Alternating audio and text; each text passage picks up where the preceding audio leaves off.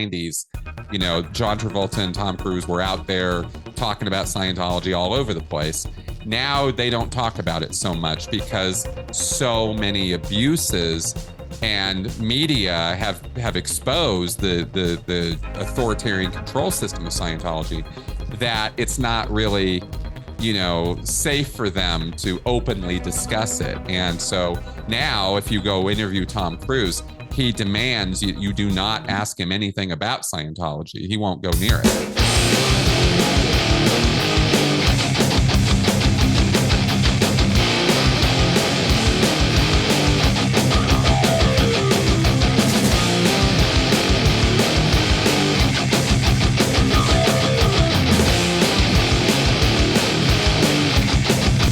Hello, my name is Marta. And my name is Pedro.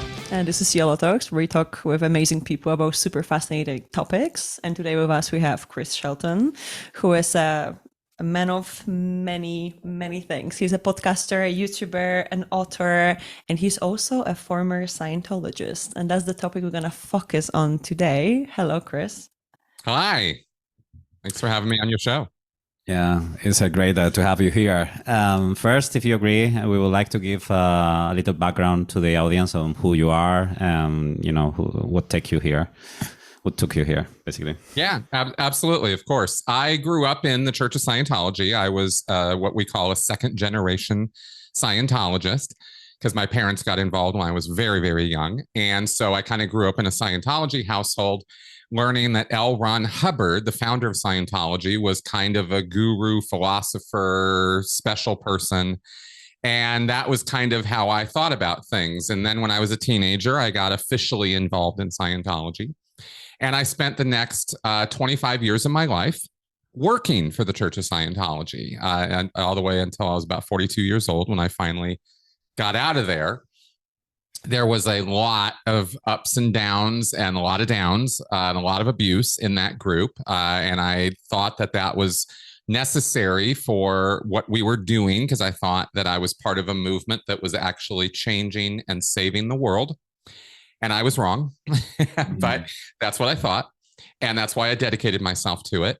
And finally, after I got away from it a bit, I learned all the truth of it, that L. Ron Hubbard was a liar and a con man, and that the whole thing had been a bit of a lie, and that Scientology is actually just after people's money. And that's a harsh assessment for a worldwide international religious movement, but it's the truth. It's kind of where things are at. And so for the last 10 years of my life, I've been out of Scientology for 10 years.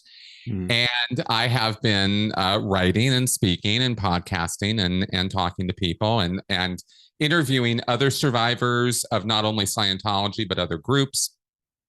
And that's kind of been my thing.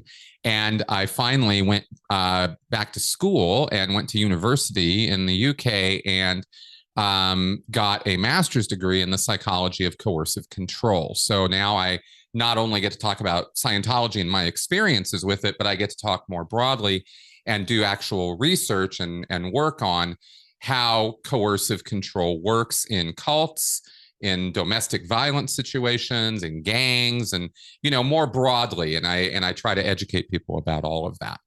Mm-hmm.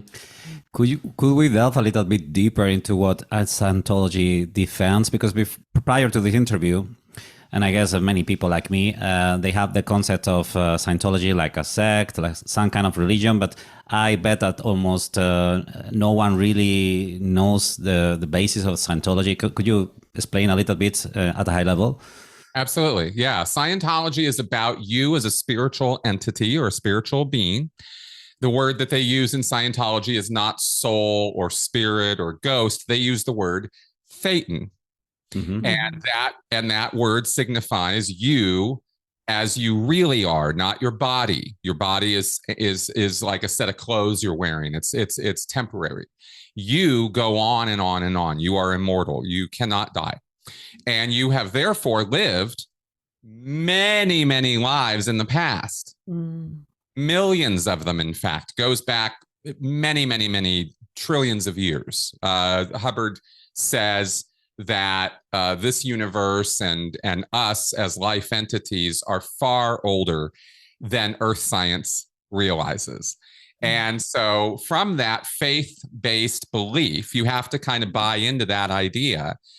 Once you accept that, the rest of Scientology sort of springs from that. And the idea is that because we have lived countless lives, we have experienced countless numbers of trauma, both dying and being born are traumatic episodes for us, and all kinds of accidents and injuries and murders and killings and war, and all of that exists in the past.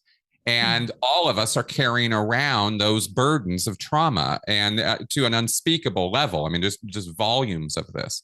And Hubbard asserts that Scientology is the only road out of all of that trauma, that the methods and the techniques of Scientology apply themselves to relieving that spiritual trauma and freeing you as a spiritual being so that you can realize all of your true potential and ability.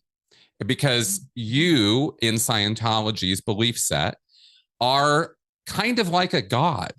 You have the ability to create matter, energy, space, and time. You have the ability to be in the driver's seat of your life and be in charge. And the promise of Scientology is that it's going to put you back in charge of your life and responsible for everything that happens to you. And so that's kind of a rather than worshiping a god, you're becoming a god. Mm-hmm. That's kind of the premise of Scientology at its most fundamental level. Okay, so correct me if I'm wrong. I think the author of this movement, like he was previously like a science fiction writer or something like that. He was a pulp fiction writer, yes. Yeah.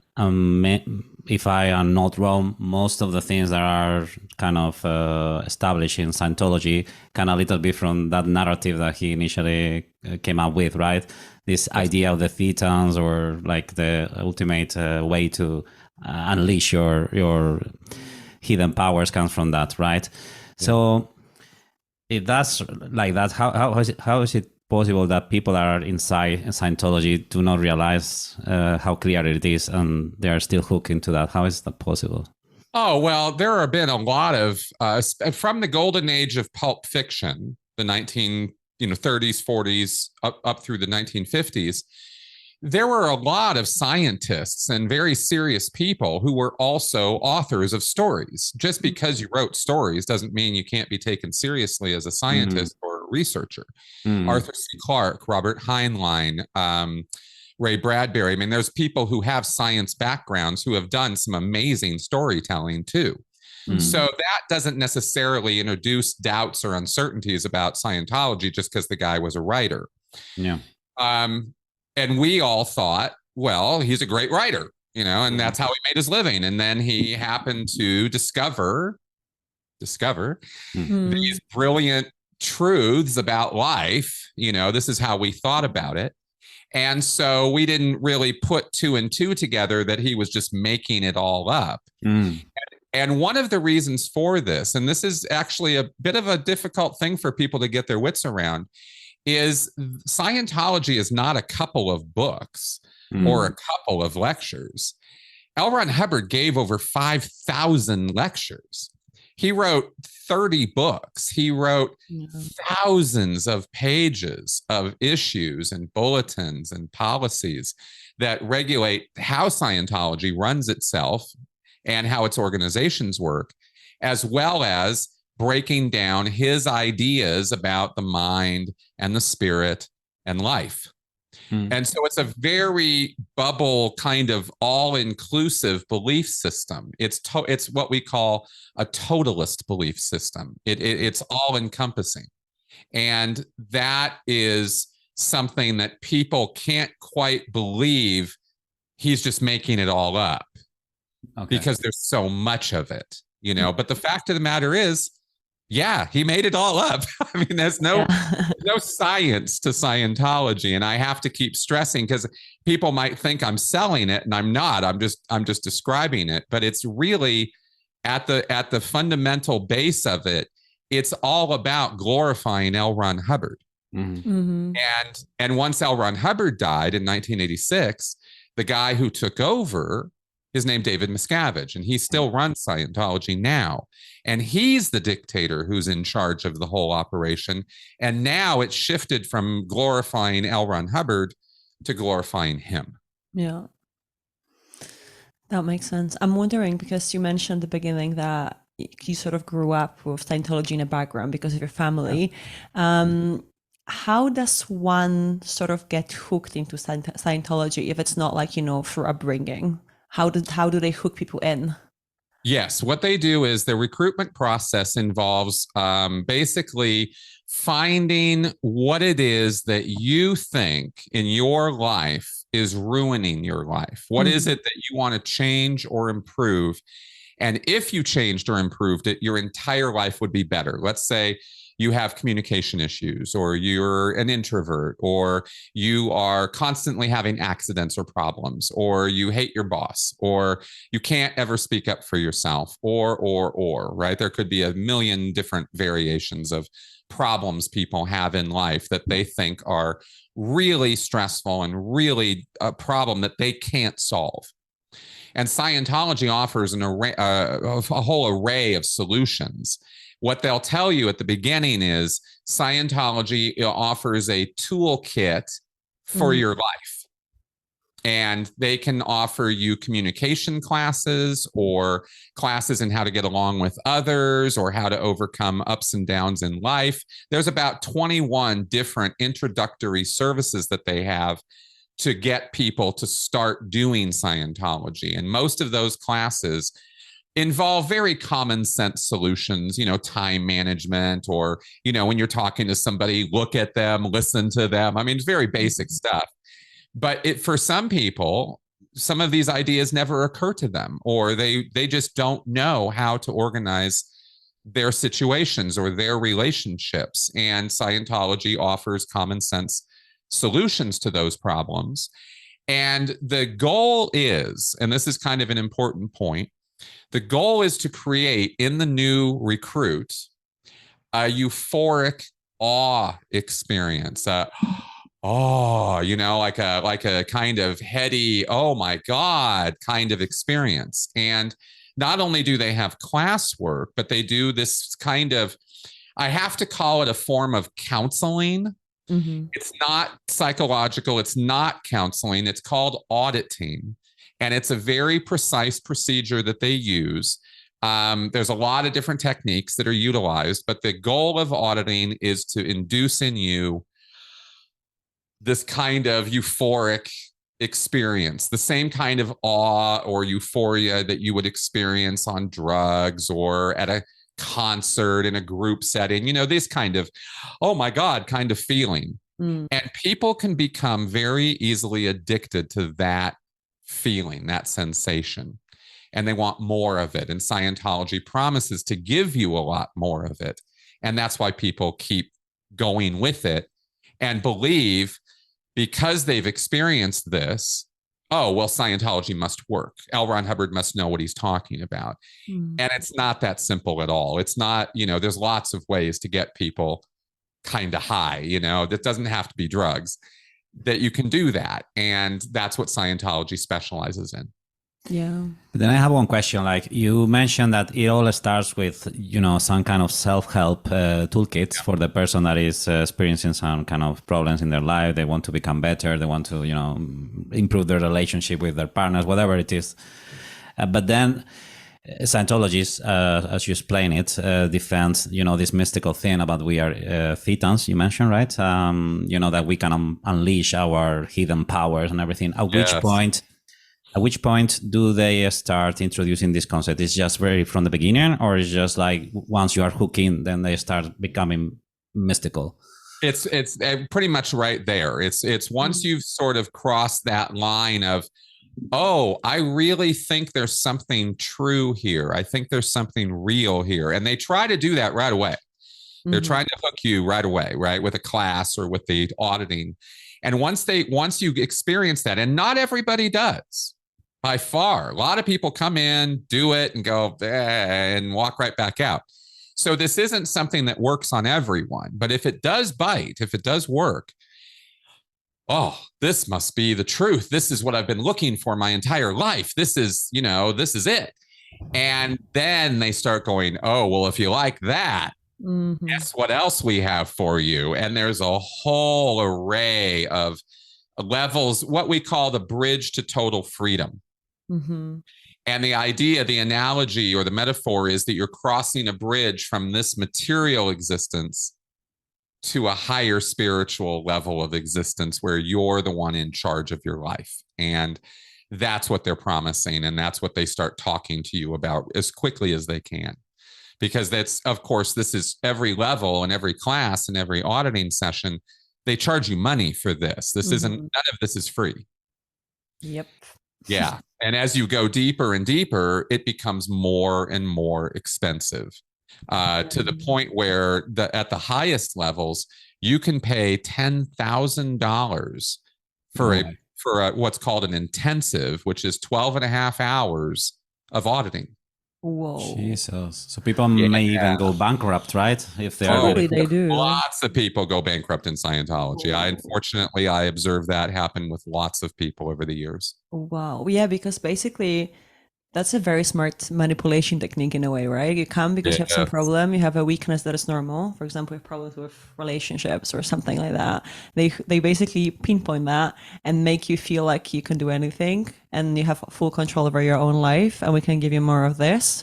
But you have to pay us for, for the service. Exactly. Wow, this is very dangerous, honestly. Oh, unbelievable. And the money's only part of it because, like I mentioned before, it's a totalist system.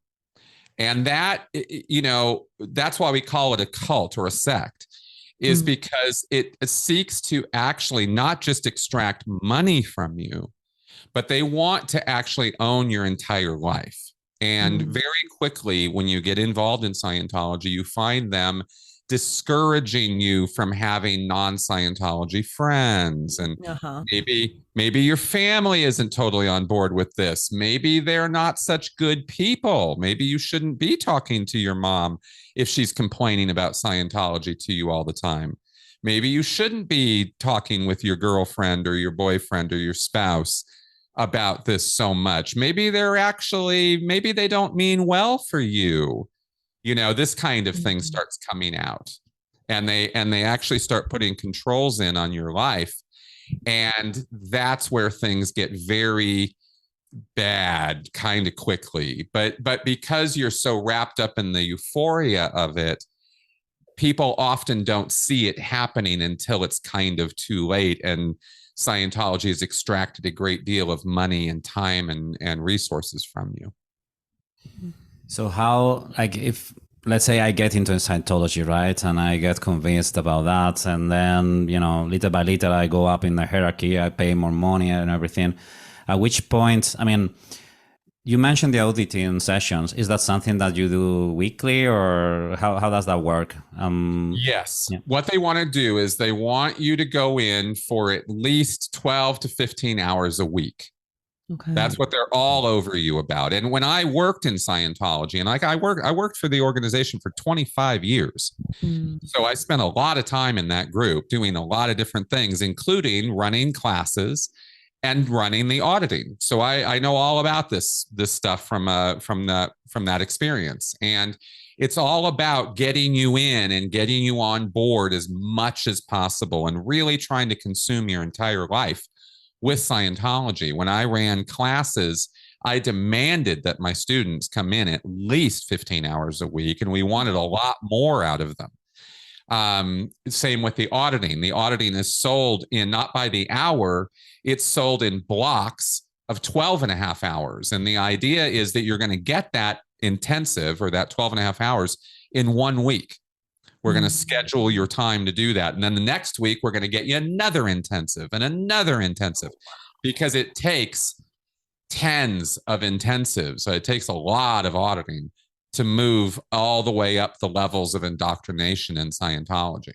But what do you do in an auditing session, just out of curiosity? What is just about personal questions, just to try to unleash trauma? So it's like a psychotherapy or something? Or... It's akin to that, but it's really not that. It's a very controlled environment. When you go into an auditing session, it's not like going in to see a psychologist. Mm-hmm. For example, you're put in a room with an auditor, and they use an electronic device called an e-meter or electropsychometer. And this is akin to a lie detector. Mm-hmm. You hold these cans in your hand, and it's an electronic circuit, right? And the needle on the e-meter dial moves around, and the auditor, the person who's doing the procedure, he believes the e-meter. He doesn't believe you. And so if you say, if the auditor asks you a question or gives you a command, like, recall a time, that you fell down and hit your head. And you're sitting there going, well, I never did fall down and hit my head. But if the needle on the e-meter is moving, the auditor is going to be like, well, there's something here. Let's take a look. Let's go. Come on, find it. Let's go. And they will be pushing you to actually create memories that don't even exist. That's one of the dangers of auditing, is because the e-meter is more important than you are. Mm-hmm. And that's very built into the process of auditing. And no psychologist would ever do that to you, not any ethical one. But in Scientology, that's normal.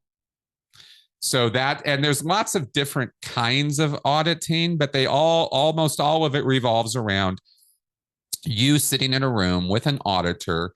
By the way, the door to the auditing room is behind the auditor. Mm-hmm. So you have to, if you want to get up and leave, no, not till the auditor says you're done. So you're in there until the auditor says you're finished. And that could be hours.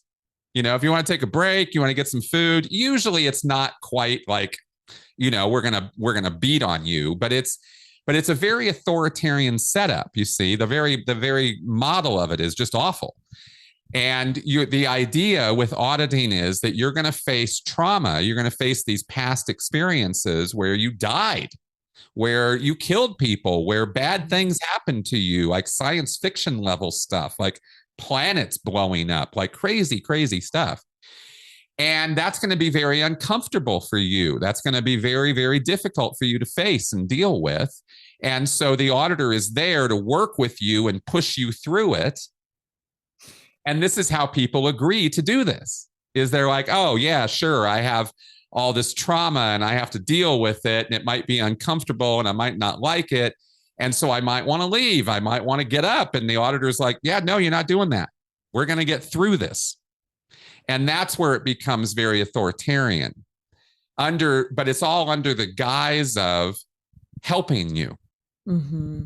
And that's where it gets kind of evil, because it's not helping you. You're literally making up memories of past lives in order to satisfy the auditing questions. Yeah. That's not good for people. That's wild. But what is the ultimate goal of that, right? Like, what is what you achieve at the end of? For the person, what do they think the goal is, or what's the actual goal? No, what's the actual goal of, like, because, for different religions, it could be different things, right? Going to heaven or whatever people believe in. But for like a Scientologist, like a perfect Scientologist, like, what is the price you get after you die? Or you leave your body, your current body? Yeah. The idea is to realize your spiritual potential and immortality and regain your sort of spiritual immortality. Mm-hmm. Right. And to know that, see, the idea, one of the ideas in Scientology is that you can't remember your past lives because you've agreed not to, because it's so traumatic, so awful. You don't want to remember. Who'd want to remember all that? So you forget every time you die and you get a new body, you forget everything that happened to you in the past, but the memories are all still there.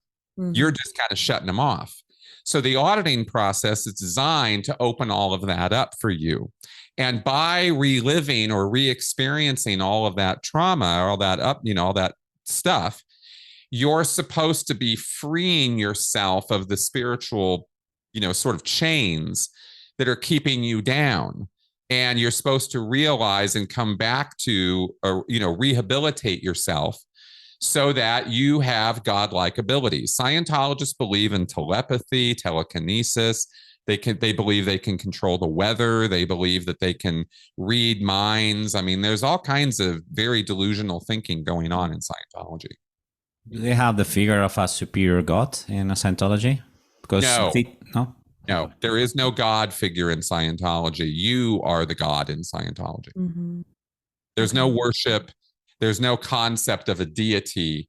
It's not that kind of religion.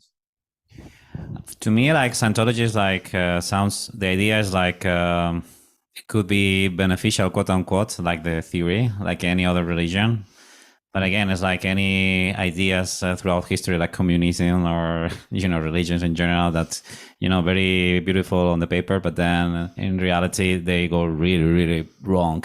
So at which point in Scientology history do you feel that it really went really bad? Is there any point?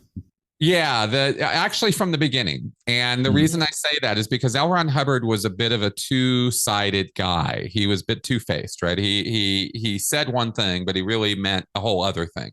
Mm-hmm. L. Ron Hubbard as an individual, as a man, believed in the occult. And he believed in there was a man named Aleister Crowley, who was a famous UK spiritualist in the early 1900s. And L. Ron Hubbard believed in him. And none of this is in Scientology, by the way. This is all just kind of personal to L. Ron Hubbard. And L. Ron Hubbard practiced magic, like blood magic and sex magic, like crazy stuff, before he started Dianetics and Scientology. And he incorporated a lot of that belief system into Scientology, but he did it without telling anybody that's what he was doing. Right. So for L. Ron Hubbard, Scientology was a system of bringing people in to kind of worship him. It's a really kind of sick, weird thing. And and a lot of Scientologists have a hard time believing this after they come out, because they're like, wait a minute, what? It took me a long time to realize what L. Ron Hubbard was actually up to.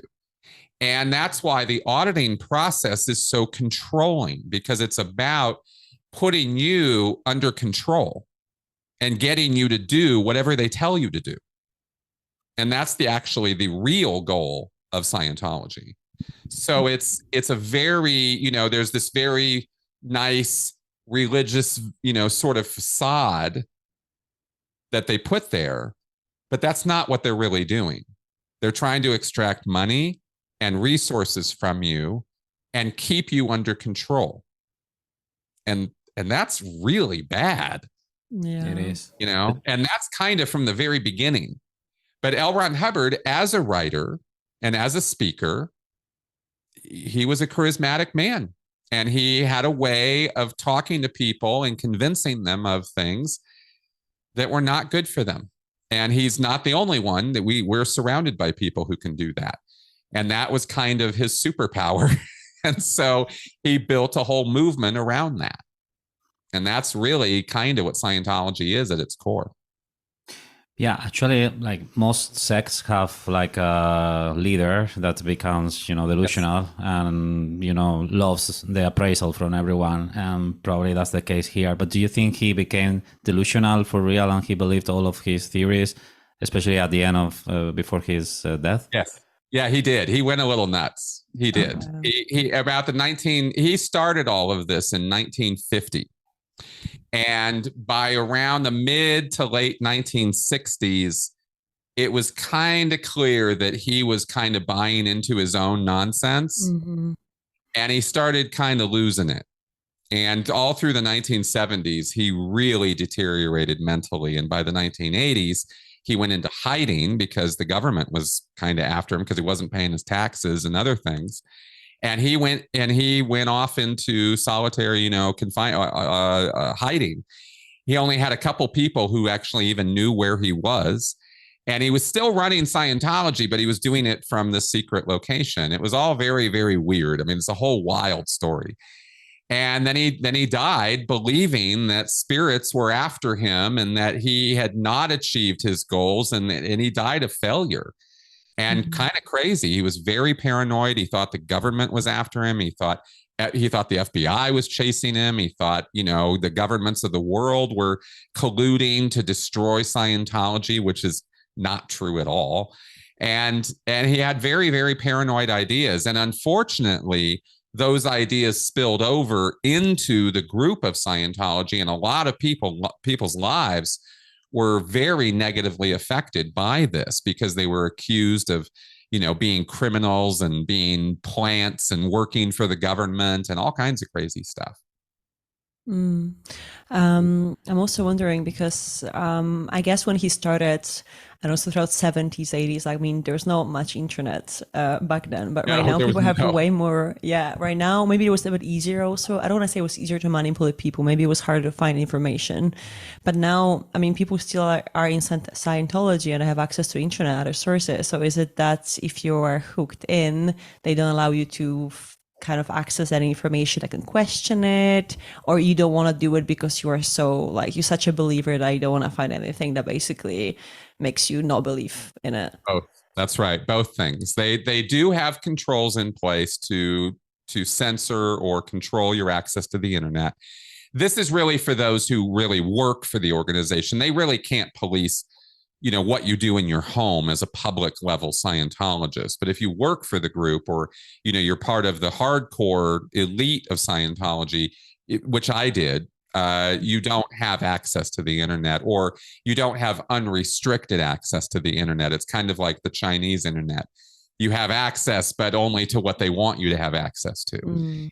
And so, because they use software and filters and things to keep you out from being able to look up negative or critical things about Scientology. So when I was there, there was no access to that kind of thing. And it was only after I got out, which was in 2013, 10 years ago, that I actually got unrestricted access to the internet and started looking and reading things that I could not have seen before. The other half of that picture is that, yes, Scientologists do thought police themselves. They are convinced through various writings and principles in Scientology that if you even look at or read or are consuming negative information about Scientology, it will negatively affect your spiritual progress. And they're convinced of the truth of that. That's not a small thing. And that's the most effective form of thought policing you can do, is when you can convince someone to police themselves. Yeah. And that's what Scientologists do. They don't need to have somebody standing over them all the time, because they buy into this idea that, if I listen to Chris Shelton, or if I listen to Leah Remini, or Mike Rinder, or any of the other critics of Scientology, I will be damaging my own spiritual progress. And so I'm not going to do that. Yeah. I guess it doesn't differ from any other religion or belief, because people, when they are into something, they would tend not to listen to anything. But the main difference between this religion, or let's call it sect or whatever, is just the control, the sect side of the Scientology, right? So right. You mentioned that in 2013 you were having unrestricted access to information, kind of contrasting your ideas. Was that the moment that you started to really realize what was happening to you? Yeah. 2013 was it was the best and the worst year of my life. It was because that was the year I got out, and that was the year when I mentally got out. And I had been involved in this my entire life. Yeah. So to learn it was all a lie, and there are a number of lies that are told to you about L. Ron Hubbard's life, his war record, his university record, who he actually was. They paint a very different picture within the Scientology world. He's a war hero. He was someone who took the very first class in atomic and molecular phenomena at university when he was going to school, right? They tell you all these things that make it sound like he was this very impressive, very intelligent philosopher, when he was no such thing. And so I had a very skewed, very wrong idea about L. Ron Hubbard, about Scientology. I didn't know lots and lots of things. And once I got unrestricted access and I could read freely of the critics and ex-members, even some people I had known who had left before I did. And they had stories to tell. And I read them and I was like, oh my God. I didn't know about, the levels of physical abuse and torment that some Scientologists had experienced. And I certainly didn't know about all the lies that L. Ron Hubbard had been telling. So I came to realize early on, after about 2 months of diving down the internet rabbit hole, I came to realize that my whole life had been a lie. Mm. And that's horrible. not easy. Yeah. That was not a happy moment for me. I was, there are a lot of words to describe it, but the best one I can think of is betrayal. I felt betrayed. And because I had given everything, I'd given my entire life to it. And that was rough. And so that's what made me very, very angry and compelled me to start speaking out about it. And the more I spoke, the more I learned, the more that I educated myself. And I spent a lot of time really working on trying to learn what happened to me, what happens to people in this group, what is this all about, what are they really doing? And that's been my work for the last 10 years, is figuring all of that out. But how does it feel like your entire life you've been believing that the world is just quite different from what you know now?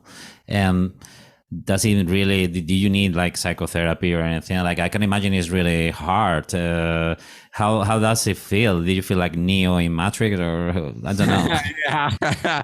It's funny you say that, because a lot of Scientologists think of themselves as Neo in the Matrix. They think that all the secret knowledge, right? And they know what's really going on. You just took another pill, right? Yeah. Exactly. And I used to think that way. I thought I was all in.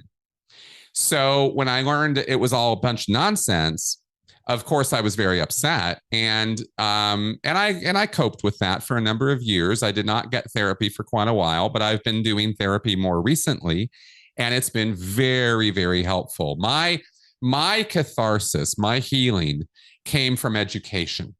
I read so much. I read books. I interviewed people. My podcast is not just telling stories about Scientology. I've interviewed psychologists, sociologists, even neuroscientists, figuring out, why do we believe this stuff? Why would we fall into what I call an extreme belief set or an extreme headspace? Why does that happen? What compels us to do that? And by learning about those things, that's helped me to recover from the whole experience. And probably every experience of sort of getting out is different. But I mean, I can imagine that it's not so smooth, right? They probably want you to stay in, and they have some techniques to kind of bring you back. Like, how does it look like if a person decides one day they want to be out? What's the process to bring them back? Okay, well, in terms of getting out of Scientology, the biggest barrier is the Scientology belief that the only reason that you would ever want to leave a group is because of your own moral transgressions, your sins, right? In Scientology, they call these overts or overt acts. If you steal, lie, cheat, do bad things, those are called overts. And you accumulate overts, and that makes you not only feel guilty, but it will compel you to want to leave. And so there's a process. One of the forms of auditing in Scientology is a confessional, or what they call a security check, where there's a list of questions. And again, the e-meter is used. So you're not believed, the e-meter is, and they will ask you directly about your crimes, your overts. And they will try to get you to confess to them. And the idea of the confession is you give over all of your, you get all that off your chest, and you're supposed to feel great about the group again, and you're not going to want to leave, and you're going to want to stay. Yeah. And sometimes that happens, and sometimes it doesn't. But the other thing that goes on there is the idea that Scientology never did anything bad or wrong. It was all you. And that's the only reason you want to leave, is because of your overts. It says Scientology's great. Scientology's perfect. Scientology never did anything wrong. So therefore, it's all your fault that you want to leave. And that's where the confessional comes in. And this is one of the mechanisms of control that they use to keep membership and keep people in line. But now that you mention, like, auditing seems like confession, as you say, it could be used by them as a way, even if you are aware of all this madness and you want to really, really leave. Yep. They can, even because at some point you kind of confessed your hidden secrets, they can use them to stop you doing that, right? Yes, they can. And what they do is they will not necessarily threaten you before you leave. But if you go out, like I have, and you start speaking out about it, that's when all your secrets come out. Oh, you're going to talk about us? Well, we're going to talk about you. And I have a website. There's a page on a website about me and about what a horrible, awful person I am. Oh my God. And how I'm a this and a that. And I don't even need to repeat it because most of it's total nonsense. They don't even use the truth. They'll take what you told them and they'll spin it to make it 10 times worse. And then they'll publish it. And they'll say, see, you can't listen to Chris Shelton because he's a this and a that and a this. Look at all the bad things he did. And they're using your secrets against you then. And that's part of their operation. And that's one of the reasons why people will leave and they won't say anything because they don't want to experience that. It's not fun. I knew when I started speaking out that was going to happen. And I was like, well, it's the right thing to do. So I'm going to start talking anyway. But not everybody does that. That is very dangerous. I think one of the things that people associate Scientology with is some celebrities as well. Like before I learned anything, I just heard about Tom Cruise and how one of his wives left him because she didn't want to be in Scientology anymore. Is that almost like a different kind of Scientologists? Do celebrities have their own sort of space in that world? They do. Yes. Celebrities are treated like VIPs, very important people, right? And Scientology values their celebrities. And it's a short list. There's not a lot of Scientology celebrities. There used to be many more, that many have left. But there's Tom Cruise. He's, of course, the poster child for Scientology. Just John Travolta. There's, what's her name? Elizabeth Moss from The Handmaid's Tale. She's a Scientologist. She grew up with it, like I did.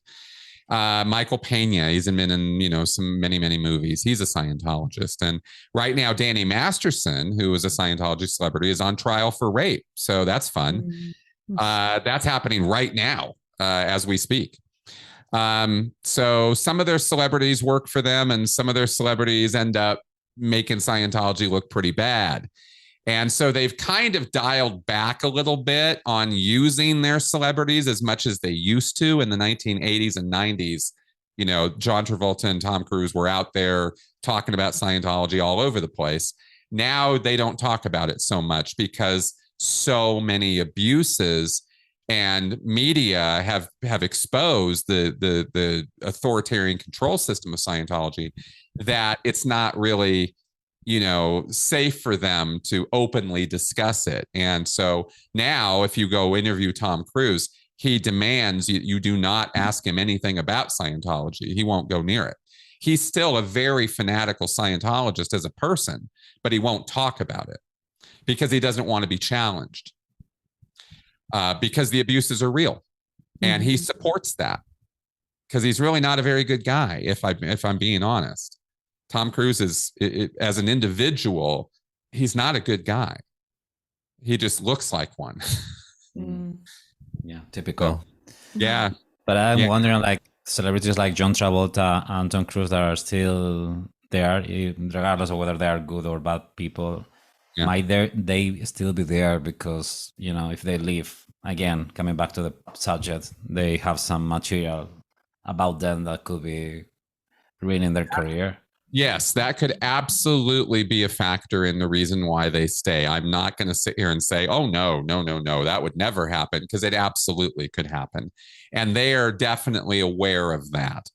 But they're true believers, and that's actually more important. It's not a matter of them being blackmailed into it. It's a matter of like I used to, they really believe that L. Ron Hubbard is a genius and that he came up with a system of belief that is absolutely going to save the world. And that's, I mean, John Travolta is a nice guy. I've met John Travolta. I've talked with him. He's a wonderful man, but he's completely deluded when it comes to Scientology. And his life has been pretty negatively affected because of that, but he still believes. And there's a lot of reasons why people will believe things that are not good for them. And that's been part of my study for the last 10 years, is figuring out why. And it really has to do with emotions and emotional needs and things like that. But then, like, if, let's say I go into Scientologist, I join this sect, and then I pay all the money, I go up the hierarchy, like this promised land about the superpowers and everything, obviously it's never going to happen. So the people that reach out those higher hierarchies, what happens with them? At some point, whether they like it or not, they're going to be, feel scammed, right? And what happens at that point? Like, is that the point where most people leave? Yeah, they leave.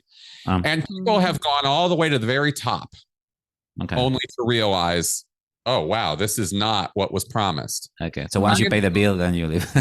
Yeah, basically, right? And then they realize they got scammed. Some people have actually tried to sue the church and taken them to court, but Scientology pays for the very best lawyers. They have money, of course. It's very expensive to take Scientology to court. It's not, people don't know, it's not easy. And if you do take them to court, if your lawyers are not very good, Scientology will run circles around them. And that's what's happened so far whenever Scientology has been sued by its former members, is almost routinely. There have been a handful of cases that Scientology has had to pay out money to former members. But for the most part, Scientology uses the legal system very effectively to actually make things worse for those ex-Scientologists. And so most exes don't want to go anywhere near that. That's very dangerous, because it sounds like they're untouchable as well. That even though they obviously do harm to people, there is also one side that people agree to it. I guess it's a different story with children, because they really probably, it's their parents agreeing of them participating in the Church of Scientology. But when you hear about it, my first thought is it should be illegal, right? This shouldn't be happening. But what you're telling us right now about the legal system and the lawyers and stuff, it makes it even more dangerous, to be honest. It does. It very much does. And especially here, because in the United States, maybe more so than other countries, Scientology has been recognized as a religious entity. And so therefore, it has a lot of protection under our Constitution. Freedom of speech, freedom of religion are very important concepts in the United States, as they are in other parts of the world.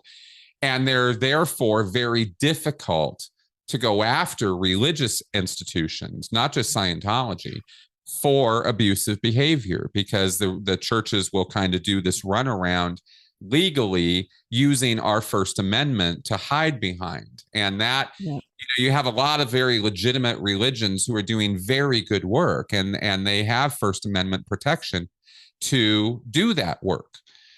But then you have scammy, culty, secty kind of groups like Scientology that take advantage of those laws to abuse people. And that's the situation with Scientology.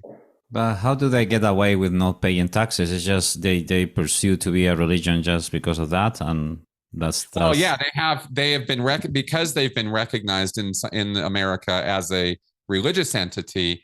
They are automatically granted tax exempt status. That was taken away for a while. In 1967, L. Ron Hubbard was found to be personally profiting. Surprise. From Scientology. And so the IRS said, that's not okay. And they took the tax exemption away. Scientology refused to cooperate. They would not pay taxes. And all the way up until 1993, they were fighting with the IRS, the institution here in the US that collects taxes. And they finally wore down the IRS, which is very hard to do. But they pulled it off. And they sued the IRS, and they went after the IRS publicly. And it was bad. It was a whole war. And Scientology won that war, and they got their tax exemption back. And that's how they have it here. They don't have it in other parts of the world. Germany doesn't recognize them as a religion. The UK doesn't recognize them as a religion, but the United States does. We know that you have a really successful YouTube channel and a podcast. Do you sometimes get some messages from people that also left Scientology, or maybe they are still in, or that doesn't happen that often? It happens sometimes, yes. Yeah, they'll come around and give me a hard time or hassle me about my work or whatever. And that's expected. I understand exactly what's going on. It doesn't bother me that much.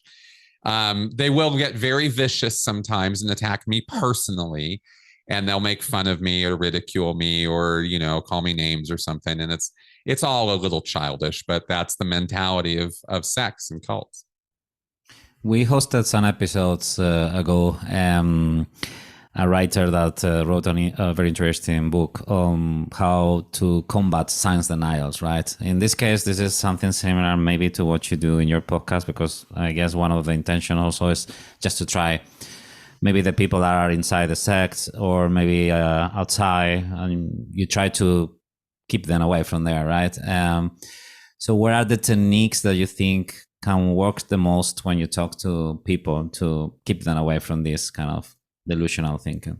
Oh, yeah, absolutely. So education is really where it's at. And you don't have to go read, 10 books or, spend years studying this. It's actually pretty simple stuff.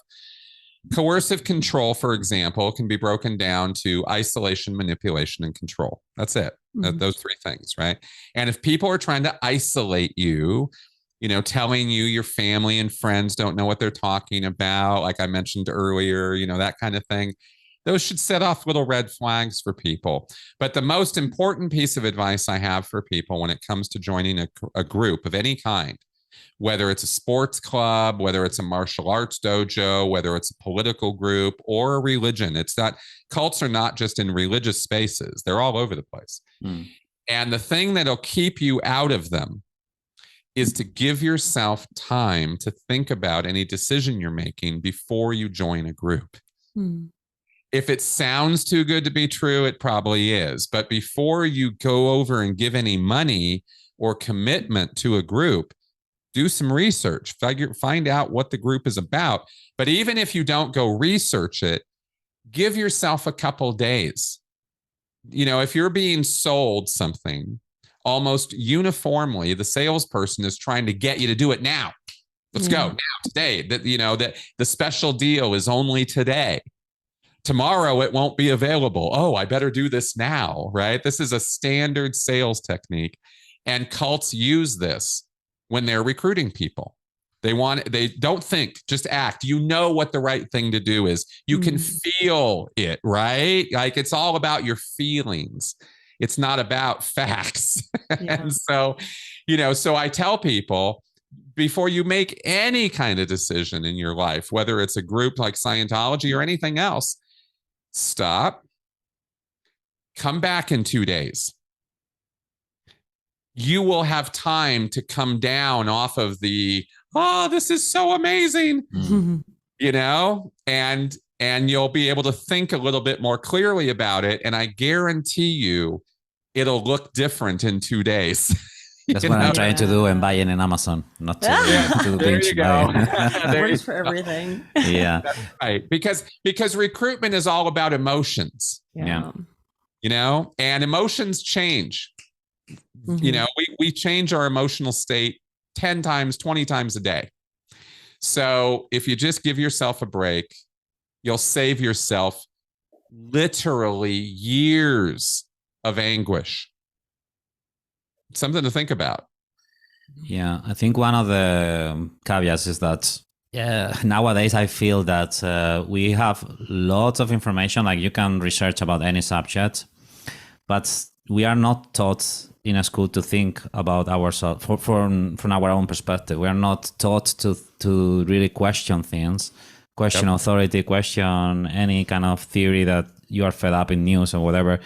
You think that we are doing a bad favor to people in education, and how do you think we could improve that?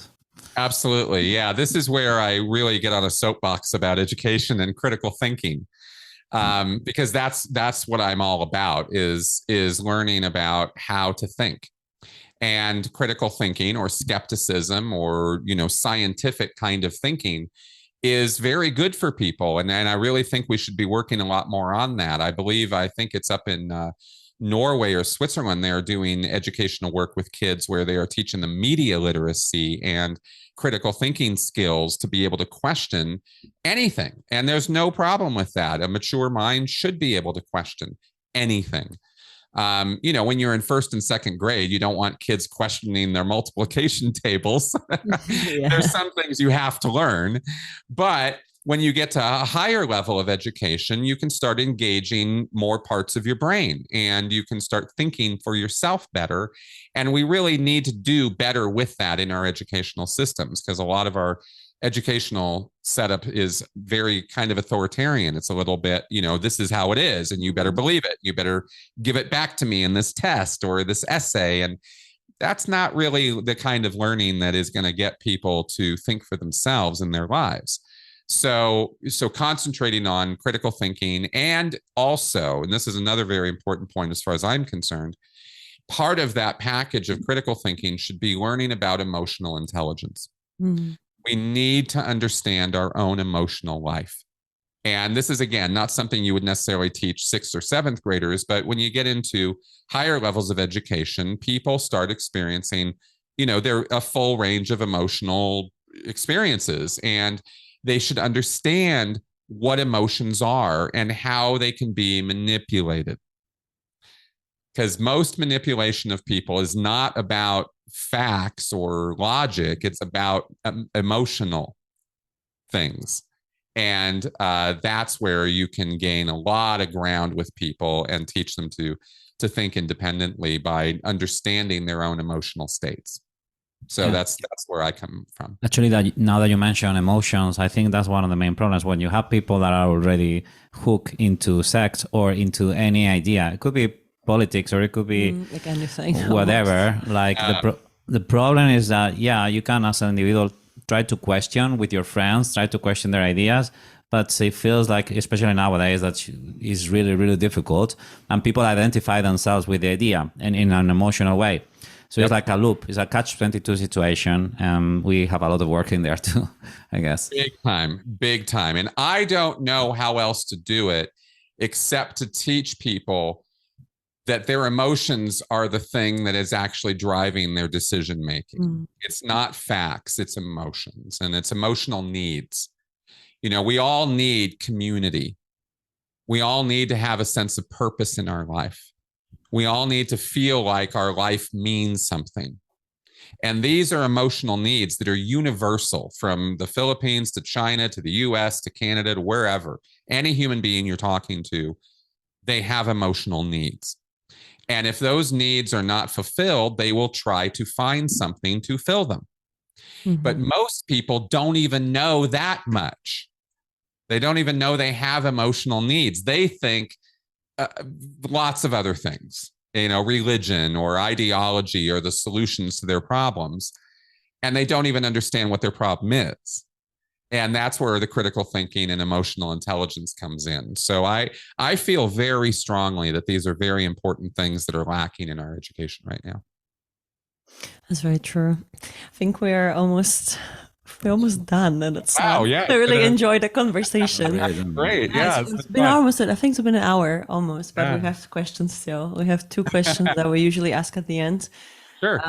First one is, what is the lesson you learned hard way? And I know our topic today is like one big lesson, but maybe there's something, or maybe what lesson you like Scientology taught you. Like you can kind of flip this question however you like. Sure. Scientology and the recovery from Scientology have taught me a great deal about humans, about human beings and human nature and why we do what we do. And I value that. I really do. I think that was a good thing to spend my time learning about and trying to help educate other people about. Probably the hardest lesson for me was realizing that we're not as factual and logical as we like to pretend we are, and that we really need to understand that about ourselves. that our emotions really drive us in ways that are sometimes very, very not good for us. And learning to control that is a very necessary part of a successful life, I think. Last question. I'm supposed to do the last question. So the last question is always, what piece of advice would you give to the listeners in life in general? The three most powerful and amazing words to know are, I don't know. That's true. That's true.